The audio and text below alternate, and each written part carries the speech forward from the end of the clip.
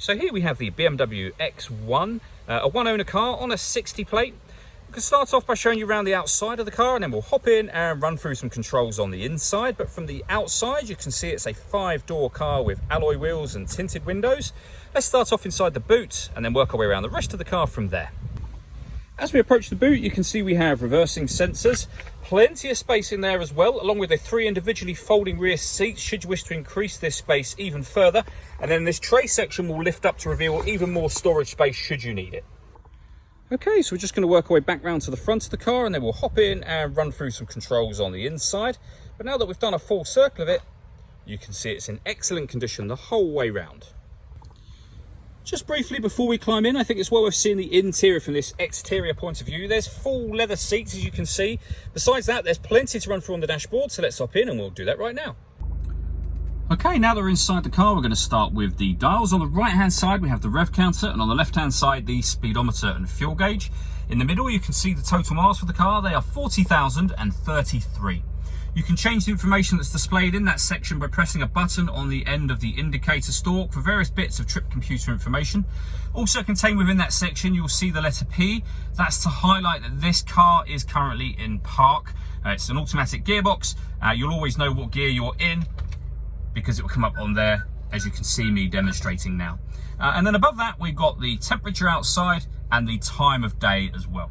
If we back out to the steering wheel, on the left-hand side, we have stereo and phone controls, and on the right-hand side, we have further stereo controls that will enable you to change from CD, for example, and to circulate round the various different ways in which you can listen to music. Skipping tracks is available up there as well. Over in the centre, we have the main screen for the car. So this car's got BMW's professional nav, which is the extra wide screen, which of course means that it has satellite navigation. As you can see, really nice, big, clear display. All of the movements that I'm making on that screen are all being done using the iDrive system, which is essentially this dial and the collection of buttons that surround it. But you can do virtually everything from this dial, which makes it very easy, obviously, as you're driving along, to be using your left hand without having to pay any attention to pressing buttons up on the screen itself. So as you've seen, we have satellite navigation. This car also has a couple of ways to listen to music, of course. So you have the radio, first of all. And in terms of ways to listen to the radio, we have FM and AM, as you can see. If you want to listen to your own music, you can do. Under the CD multimedia heading just there, you'll be able to see the ways in which you can listen to music. So a CD player. The main one there is external devices.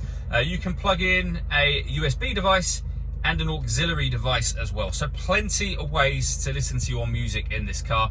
And then from the main menu, there are various other things. You can set up your phone, of course, from there. And then you have things like vehicle information, so trip computer information can all be displayed up on there as well. Working our way down, we have the dual zone climate control. So you can adjust the passenger and driver temperatures, the fan speed up and down. You can determine what direction you like the air to be distributed in using the buttons just here.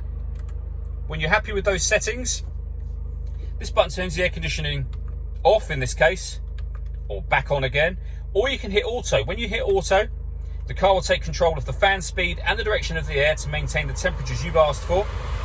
Press auto again to put it back on whatever settings you previously had the car on. We've also got heated driver and passenger seats, both with 3 different heat settings each. The CD player underneath that. And then we have the gear lever for the fully automatic gearbox. If I move that out of the way, you'll see we have a button to turn the parking sensors on and off from there, as well as the traction control as well. You can turn that off just from here.